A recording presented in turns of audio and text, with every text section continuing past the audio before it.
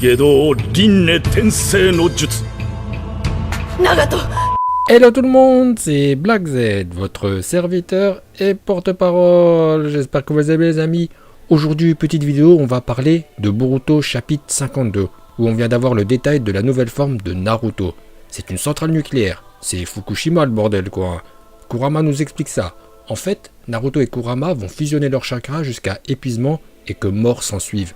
C'est le Baryon Mode, calé sur le même principe que la fusion nucléaire, et il a une tête énervée, il fait peur. On le voit sur la première planche. Alors, petite précision technique, dans une centrale nucléaire, le processus de création d'énergie est la fission nucléaire. Mais les ingénieurs travaillent déjà sur la fusion nucléaire, qui est le même procédé qui se passe au cœur d'une étoile, de notre soleil par exemple. Donc ça sert à rien d'appeler Naruto Baryon Mode, car ça parle à personne. Autant l'appeler Naruto centrale nucléaire. Alors, bon, je peux pas vous montrer des images du chapitre à cause des droits d'auteur, sinon je vais me prendre un coup de tête de Masashi Kishimoto en personne, qui reprend Boruto en main, comme ça a été annoncé cette semaine. Bref, revenons au chapitre 52. En face de Naruto centrale nucléaire, Ishiki qui maîtrise toujours la situation avec son dojutsu, le Sharingan. C'est pas le dojutsu d'Armagan, mais c'est le dojutsu Sharingan, car une roue c'est chauve. Alors, le chapitre 52 de Boruto est centré sur le fight Naruto vs Ishiki, et les deux sont de même force. Naruto a donc réussi à se hisser au niveau des Otsutsuki, le clan le plus puissant de l'univers, car ce sont des extraterrestres chelous dont le délire est de planter des arbres pour récolter un fruit qui pop tous les 1000 ans, dans le but de prolonger encore et encore leur vie minable de parasites. Les Otsutsuki, c'est un peu comme les maîtres Goa'uld dans Stargate, je sais pas qui connaît, ce sont des parasites. Bref, le combat entre Naruto et Ishiki est d'une intensité incroyable. C'était du DBZ là, ça s'est tapé dessus comme pas possible.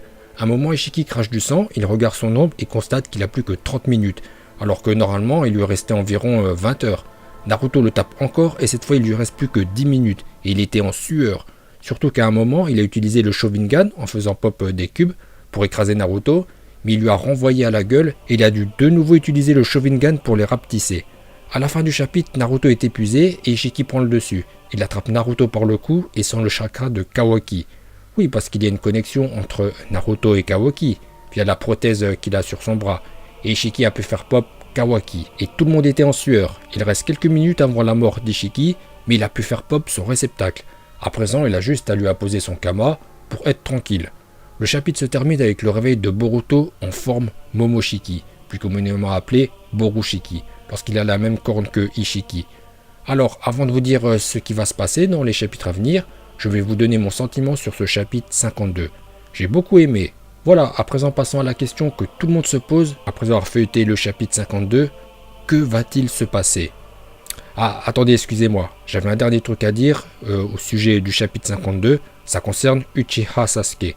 Sasuke est complètement largué, du début à la fin. Il était spectateur et commentateur. Il commence clairement à se faire vieux et doit prendre sa retraite. On comprend pourquoi lors de l'épisode 1, lorsque Boruto et Kawaki sont adultes, Boruto a la cape et l'épée de Sasuke.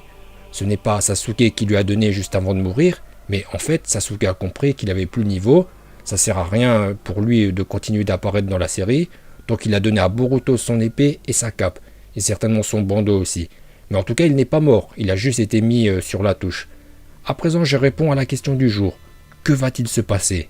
C'est simple, Ishiki va apposer son kama sur Kawaki, comme un ver de terre, puis il va mourir des mains de Boruto. Ensuite, il va falloir régler les cas de Boruto et Kawaki qui seront amenés à devenir les réceptacles de Momoshiki et Ishiki, dans peu de temps. Surtout pour Boruto, qui en est à 80% lors du chapitre 49, donc maintenant il doit être à 90%, donc il y a urgence. Naruto, Kurama et Sasuke vont trouver un moyen d'empêcher la résurrection de Momo et Ishiki, tout en gardant la puissance des Otsutsuki, comme c'est confirmé dans l'épisode 1, où on voit Boruto et Kawaki adultes activer le Kama, Ishiki et Momoshiki ne les contrôlent pas ou plus.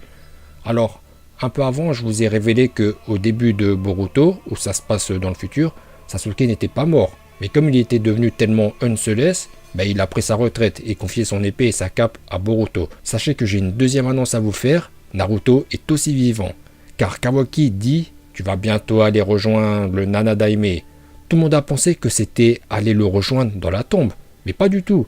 En fait, quand Kawaki dit « Tu vas aller rejoindre le Nanadaime », c'est aux toilettes ou autre part, à Iwa par exemple. mais ça ne veut pas dire le rejoindre dans l'au-delà. Et même si c'était dans l'au-delà, Sasuke qui n'est pas mort pourra le ramener avec le cycle éternel des réincarnations. Gedo Rinne Tensei no Jutsu. Gedo Rinne Tensei no Jutsu. Dans tous les cas, Naruto n'est pas mort. On le reverra très bientôt avec son mode centrale nucléaire. Écoutez, cette vidéo arrive maintenant à son terme. Bon bah vous allez mettre votre like car mon travail est extraordinaire. Et prenez un deuxième compte Google pour liker. Allez-y, et je vous dis à bientôt.